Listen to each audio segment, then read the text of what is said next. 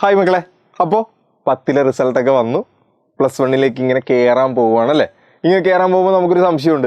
Science എടുക്കണോ, humanities എടുക്കണോ, commerce എടുക്കണോ, ഏതിലേക്കൊക്കെ പോകണമെന്നൊരു സംശയത്തിൽ നിൽക്കുമായിരിക്കും.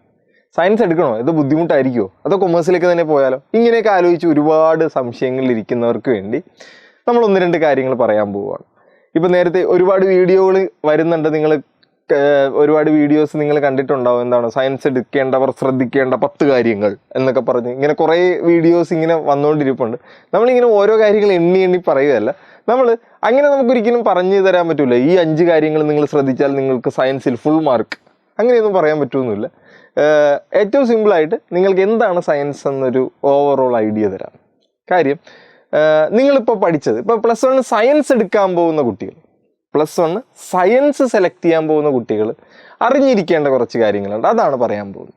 നിങ്ങൾ 10 കഴിഞ്ഞ് വന്നവരാണല്ലേ. ഇപ്പോൾ 10ലെ എക്സാം എഴുതി കഴിഞ്ഞ് വന്നിട്ടുള്ളവരാണ്. അപ്പോൾ 10 വെച്ച് കമ്പയർ ചെയ്ത് തന്നെ പറയാം. അതായത് അപ്പോൾ നിങ്ങൾക്ക് 10 എഴുതി കഴിഞ്ഞ കാരണം നിങ്ങൾക്ക് എന്താണ് റിലേറ്റ് ചെയ്യാൻ പറ്റും, അതുകൊണ്ടാണ്. അതല്ലാതെ ഞാൻ നിങ്ങൾക്കറിയാൻ പാടില്ലാത്തൊരു കാര്യമൊക്കെ വെച്ച് പറഞ്ഞിട്ട് വലിയ കാര്യമുണ്ടോ? ഇല്ല. അപ്പോൾ നിങ്ങൾ 10ൽ പരീക്ഷ എഴുതി കഴിഞ്ഞവരാണ്. നിങ്ങളൊന്ന് ജെനുവിനായിട്ട് നിങ്ങൾ തന്നെ ഒന്ന് ആലോചിച്ച് നിങ്ങൾ പറഞ്ഞ്, നിങ്ങൾക്ക് 10ൽ ഫുൾ A+ കിട്ടണമെങ്കിൽ നിങ്ങൾ ഏത് സമയം മുതലിരുന്ന് പഠിക്കണമായിരുന്നു? ജൂൺ മുതലിരുന്ന് പഠിക്കണോ? ജൂൺ മുതൽ രാവിലെ മുതൽ വൈകുന്നേരം വരെ ഫുൾ ടൈം ഇരുന്ന് പഠിക്കണോ? വേണ്ട. ഡിസംബർ മുതലിരുന്ന് പഠിക്കണോ? വേണ്ട. ഒരു ജനുവരി കഴിയുമ്പോൾ നിങ്ങൾ കൃത്യമായിട്ട് പഠിച്ചു പോയിട്ടുണ്ടെങ്കിൽ, ജനുവരി കഴിഞ്ഞിട്ട് നിങ്ങൾ കൃത്യമായിട്ട് പഠിച്ചു പോയിട്ടുണ്ടെങ്കിൽ നിങ്ങൾക്ക് ഫുൾ A+ കിട്ടും, ഇല്ലേ?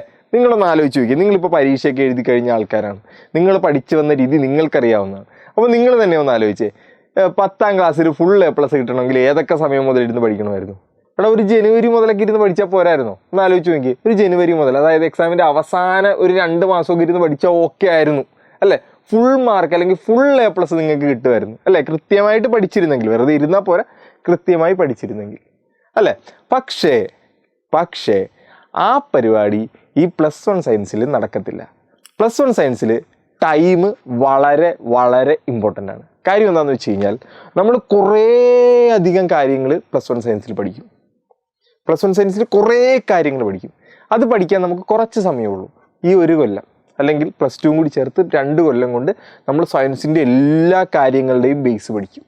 അപ്പോൾ നമുക്ക് കുറച്ച് സമയം കൊണ്ട് കുറേ സാധനങ്ങൾ പഠിക്കേണ്ടതുണ്ട്. ഈ പറഞ്ഞ പോലെ അവസാനത്തെ 2 മാസം വന്നിരുന്ന് +1 മുഴുവൻ പഠിച്ച് തീർക്കാമെന്ന് പറഞ്ഞാൽ നടക്കത്തില്ല. കാര്യം എന്താണെന്ന് വെച്ച് കഴിഞ്ഞാൽ, ഇപ്പോൾ നിങ്ങളൊന്ന് ആലോചിച്ച് നോക്കിയാൽ, നിങ്ങൾക്ക് 10ൽ ഒരു ചാപ്റ്റർ പഠിക്കണം.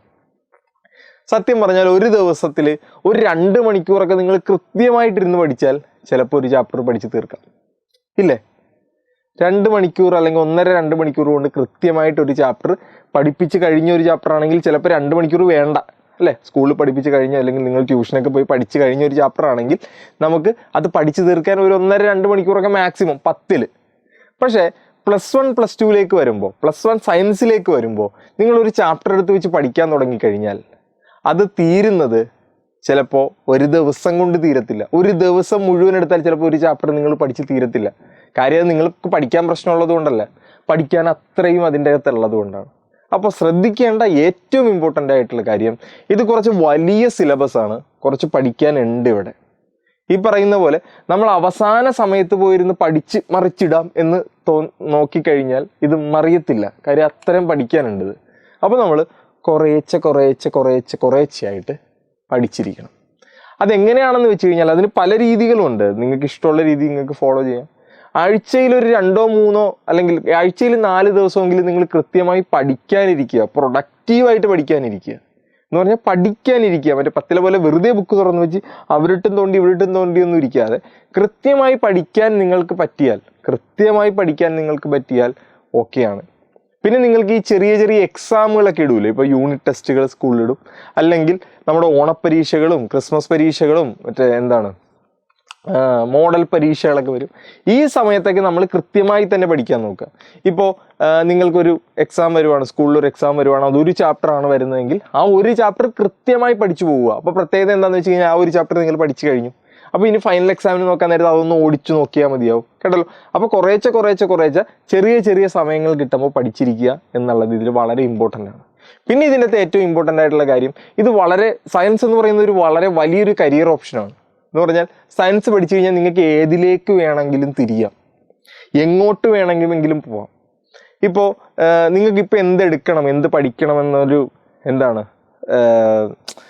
എന്താവണമെന്നുള്ളൊരു ഫൈനൽ എന്താണ് തീരുമാനത്തിലേക്ക് നിങ്ങൾ എത്തിയിട്ടില്ല എങ്കിൽ എന്ത് ചെയ്യാം, നമുക്ക് ഈ +1 +2 കഴിയുന്നവരെ നമുക്ക് വെയിറ്റ് ചെയ്യാം. +1 +2 കഴിഞ്ഞ് കഴിയുമ്പോൾ നിങ്ങൾക്ക് ആലോചിക്കാം ഏതിലേക്ക് പോകണം, സയൻസ് ഫീൽഡിലേക്ക് തന്നെ പോകണോ, ഇനി അതല്ല കൊമേഴ്സ് ഫീൽഡിലേക്ക് പോകണോ എന്നുള്ളതൊക്കെ. ഈ സയൻസ് എടുത്താലും നമുക്ക് കൊമേഴ്സ് ഫീൽഡിലേക്ക് പോകാൻ വലിയ ബുദ്ധിമുട്ടുകളൊന്നുമില്ല, കേട്ടല്ലോ. അപ്പോൾ പക്ഷേ കൊമേഴ്സ് പഠിച്ച ഒരാൾക്ക് സയൻസിലേക്ക് വരിക എന്ന് പറയുന്നത് ഇത്തിരി ബുദ്ധിമുട്ടാണ്. അപ്പോൾ നമ്മൾക്ക് ഈ സയൻസ് നമ്മുടെ മുന്നിലേക്ക് തരുന്ന ഒരു വലിയ കരിയർ ഓപ്ഷൻസ് ആണ്. നമുക്ക് ഏതിലേക്ക് വേണമെങ്കിലും തിരിയാനും അറിയാനും മാറാനൊക്കെ നമുക്ക് പറ്റും. അത് വളരെ ഇമ്പോർട്ടൻ്റ് ആണ്. പിന്നെ എല്ലാവർക്കും സംശയമുള്ളൊരു കാര്യമാണ് നിങ്ങളുടെ 10ലെ മാർക്ക്. നിങ്ങൾ 10 A+ മേടിച്ചിട്ട് +1 വരുന്നൊരു കുട്ടിയാണ്. അത് നിങ്ങൾക്ക് +1 ഗുണം ചെയ്യുമോ ദോഷം ചെയ്യുമോ? ഇനി അതല്ല, നിങ്ങൾക്ക് കുറച്ച് മാർക്ക് കുറവാണ്, പക്ഷെ നിങ്ങൾ +1 സയൻസ് എടുക്കാൻ ആഗ്രഹിക്കുന്നു, അത് നിങ്ങൾക്ക് പ്രശ്നമാവുമോ എന്നുള്ളതാണ്. നിങ്ങൾക്ക് കുറച്ച് മാർക്ക് കുറവാണ്, ഫിസിക്സിനും കെമിസ്ട്രിക്കും മാത്സിനും കുറവാണ് കുറച്ച് മാർക്ക്, പക്ഷെ നിങ്ങൾക്ക് സയൻസ് എടുക്കണം എന്നാണ് നിങ്ങളുടെ ആഗ്രഹം, അത് പ്രശ്നമാവുമോ? ഇവിടെ ശ്രദ്ധിക്കേണ്ട കാര്യം, നമ്മൾ 10ൽ പഠിച്ചത് ആയിട്ട് ഇവിടെ ഒരു ബന്ധവുമില്ല. ഇവിടെ നമ്മൾ ഫ്രഷ് ഒന്നേന്ന് തുടങ്ങുവാണ്. നമ്മളിവിടെ +1 +2 സയൻസ് എന്ന് പറയുന്നത്, അല്ലെങ്കിൽ +1 +2 ആണ് നിങ്ങളുടെ ബേസ്, 10 അല്ല. 10 അതിലേക്കുള്ള ഒരു എന്താണ് എൻട്രി മാത്രമാണ്. നിങ്ങളുടെ കരിയറിൻ്റെ ഏറ്റവും ബേസ് ഏതാണെന്ന് എന്നോട് ചോദിച്ചാൽ ഞാൻ പറയും നിങ്ങളുടെ +1 +2 ആണ്. ഈ +1 +2ൽ നിങ്ങൾ എന്ത് കൃത്യമായിട്ട് പഠിക്കുന്നോ അത് നിങ്ങളുടെ കരിയറെ എന്താണ്, നിങ്ങൾ എങ്ങനെ പഠിക്കുന്നോ അത് നിങ്ങളുടെ കരിയർ ഡെവലപ്പ് ചെയ്യാൻ വളരെ സഹായിക്കും. അപ്പോൾ +1 +2ൽ നിന്നാണ് നമ്മൾ തുടങ്ങാൻ പോകുന്നത്. ഇനി നമുക്ക് വീണ്ടും ഒരു ചാൻസ് കിട്ടിയിരിക്കുകയാണ്. നിങ്ങൾ അവിടുന്ന് എത്ര മാർക്ക് മേടിച്ചു വന്നു എന്നുള്ളത് ഇവിടെ ഇമ്പോർട്ടൻ്റ് കാര്യമല്ല. ഇവിടെ പഠിച്ചാലേ നമുക്ക് മാർക്ക് കിട്ടുള്ളൂ. അവിടുന്ന് ഞാൻ 10 A+ മേടിച്ചു വന്നു, എനിക്കിവിടെ പഠിച്ചില്ല, അല്ലെങ്കിൽ ഞാനിവിടെ പഠിച്ചില്ല, നിങ്ങൾക്ക് മാർക്ക് കിട്ടത്തില്ല. ഞാൻ അവിടുന്ന് ആകെ 2 A+ കൊണ്ടാണ് വരുന്നത്, പക്ഷെ ഞാനിവിടെ ഇരുന്ന് പഠിച്ചു, എനിക്ക് ഫുൾ മാർക്ക് ചിലപ്പോൾ കിട്ടും, കേട്ടല്ലോ. അപ്പം ഞാൻ 10ൽ എത്ര മാർക്ക് മേടിച്ചു എന്നുള്ളത് +1 +2 സയൻസിൻ്റെ അഡ്മിഷന് വേണ്ടി മാത്രമാണ് നമുക്ക് ഇമ്പോർട്ടൻസ്. ബാക്കി നിങ്ങൾ ഇവിടെ എന്ത് ചെയ്യുന്നോ അതനുസരിച്ചാണ് നമുക്ക് മാർക്ക് കിട്ടുന്നത്. ഒരുപാട് പേർക്ക് ഒരുപാട് നല്ല മാർക്കായിട്ട് വന്നിട്ട് +1 +2 മാർക്ക് കുറഞ്ഞ ആൾക്കാരുണ്ട്. അപ്പോൾ എങ്ങനെ മാർക്ക് മേടിച്ച് വരുന്ന ആൾക്കാരാണെങ്കിലും +1 +2 നിങ്ങൾ പഠിച്ചില്ല എങ്കിൽ നിങ്ങൾക്ക് മാർക്ക് ഉണ്ടാവത്തില്ല. അത് നിങ്ങൾ മുന്നിൽ വയ്ക്കുക. ഇനി +1 +2ൻ്റെ ഒരു ബേസിക് ഓവർവ്യൂ നമുക്ക് തരാം.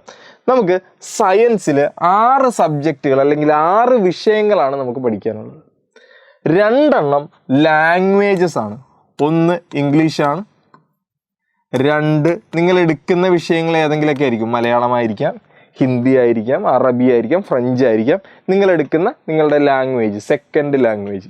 ഇങ്ങനെ 2 ലാംഗ്വേജുകൾ നമുക്ക് പഠിക്കാനുണ്ടാവും. പിന്നെയുള്ള നമ്മളുടെ 4 മെയിൻ സബ്ജക്റ്റുകൾ: 1 ഫിസിക്സ്, 2 കെമിസ്ട്രി, 3 മാത്സ്, 4 ഒന്നെങ്കിൽ ബയോളജി അല്ലെങ്കിൽ കമ്പ്യൂട്ടർ സയൻസ്. ബയോളജി എടുക്കുന്നത് ബയോമാത്സ് എന്നും മറ്റേതെന്താണ് കമ്പ്യൂട്ടർ സയൻസ് എന്നും അറിയപ്പെടും, കേട്ടല്ലോ. അപ്പോൾ ഈ മൊത്തം 6 സബ്ജക്റ്റുകളാണ് നമുക്ക് പഠിക്കാനുള്ളത്. ഈ 4 സബ്ജക്റ്റുകളിൽ ഈ എഴുതിയിരിക്കുന്ന ലാംഗ്വേജ് ഒഴിച്ചുള്ള 4 സബ്ജക്റ്റുകൾക്ക് നമുക്ക് പ്രാക്ടിക്കൽസ് ഉണ്ട്. എന്താണ്? പ്രാക്ടിക്കൽസ് ഉണ്ടാവും. എല്ലാത്തിനും ഉണ്ട്. ഫിസിക്സിന് പ്രാക്ടിക്കൽ ഉണ്ട്, കെമിസ്ട്രിക്ക് ഉണ്ട്, മാത്സിനുണ്ട്, ബയോളജി എടുത്താൽ ബയോളജിക്കുണ്ട്, കമ്പ്യൂട്ടർ സയൻസ് എടുത്താൽ കമ്പ്യൂട്ടർ സയൻസിനുണ്ട്. ഇതിനെല്ലാത്തിനും പ്രാക്ടിക്കൽസ് ഉണ്ട്. ആ പ്രാക്ടിക്കൽസിൻ്റെ എക്സാം നിങ്ങൾക്ക് +2 ഉണ്ടാവുള്ളൂ. +1 പ്രാക്ടിക്കൽ എക്സാംസ് ഇല്ല. അപ്പോൾ ഇത് ഓർത്തിരിക്കണം, ഇതിനെല്ലാത്തിനും പ്രാക്ടിക്കൽ കൂടിയുണ്ട്. നമ്മൾ തിയറി പരീക്ഷ എഴുതുന്നത് കൂടാതെ ഇതിൻ്റെ എക്സ്പെരിമെൻറ്റുകൾ നമ്മൾ ചെയ്യണം, അതും ചെയ്ത് പാസ്സാകുകയും വേണം. അതായത് ഈ വിഷയങ്ങളുടെ ഈ 4 വിഷയങ്ങൾക്ക് പ്രാക്ടിക്കൽസ് കൂടിയുണ്ട്. ഇത് ഓർത്തിരിക്കണം. ഇത്രയും വിഷയങ്ങളാണ് നമുക്ക് പഠിക്കാനുള്ളത്. നേരത്തെ നമുക്ക് 10 ഉണ്ടായിരുന്നു. ഇത് അവിടുന്ന് ചെറുതാക്കി ഇത് 6 ഉള്ളൂ നമുക്ക് പഠിക്കാൻ. ഇംഗ്ലീഷ്, മലയാളം അല്ലെങ്കിൽ language, physics, chemistry, maths, biology അല്ലെങ്കിൽ കമ്പ്യൂട്ടർ സയൻസ്. ഇത്ര ഉള്ള സിമ്പിൾ പരിപാടി അല്ല, കേട്ടല്ലോ. പക്ഷേ കൃത്യമായിരുന്നു പഠിക്കുക എന്ന് മാത്രമേ ഉള്ളൂ. ഇപ്പോൾ നിങ്ങൾക്ക് ഏകദേശം ഈ സാധനം എന്താണെന്ന് മനസ്സിലായല്ലോ. സയൻസിൽ എന്തൊക്കെ പരിപാടി ഉണ്ടെന്ന് മനസ്സിലായല്ലോ, കേട്ടല്ലോ. അപ്പോൾ സയൻസ് എടുക്കാൻ പോകുന്ന കുട്ടികൾ അടിച്ച് പൊളിച്ചിങ്ങോട്ട് കയറുക. ബാക്കി നമുക്ക് പതുക്കെ നമുക്ക് നോക്കാം. ഇവിടെ ശ്രദ്ധിക്കേണ്ട കാര്യം, നമ്മൾ +1 സയൻസിന് വേണ്ടി ഒരു സൂപ്പർ ബാച്ച്, എന്താണ് +1 സയൻസിന് വേണ്ടി ഒരു സൂപ്പർ ബാച്ച് സ്റ്റാർട്ട് ചെയ്യുന്നുണ്ട്. അവിടെ ശ്രദ്ധിക്കേണ്ട കാര്യം, നിങ്ങൾക്ക് ബോർഡ് എക്സാമിനും JEE അല്ലെങ്കിൽ നീറ്റിന് വേണ്ടിയിട്ടുള്ള എന്താണ് പ്രിപ്പറേഷൻസിൻ്റെ ഹെൽപ്സ് എല്ലാം നമ്മൾ അവിടെ പ്രൊവൈഡ് ചെയ്യും. നമ്മളുടെ 6499 ആണ് നമ്മുടെ പ്രൈസ്.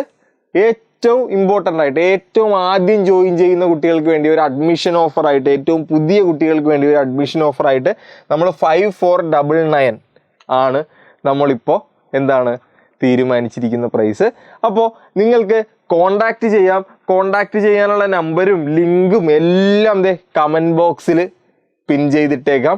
എന്തെങ്കിലും സംശയമുള്ളവരവിടെ വിളിച്ച് ഇനിയും നിങ്ങൾക്ക് സംശയങ്ങളുണ്ടാവും. കാര്യം നിങ്ങൾ പുതിയൊരു കാര്യം സെലക്ട് ചെയ്യാൻ പോവുകയാണ്. അപ്പോൾ സംശയങ്ങളൊക്കെ തീർക്കാൻ വേണ്ടിയും നിങ്ങൾക്ക് വിളിക്കാനുള്ള എല്ലാ കാര്യങ്ങളും, എല്ലാ ഡീറ്റെയിൽസും നമ്മൾ കമൻറ്റ് ബോക്സിൽ പിൻ ചെയ്തിട്ടുണ്ടാവും. Okay, by.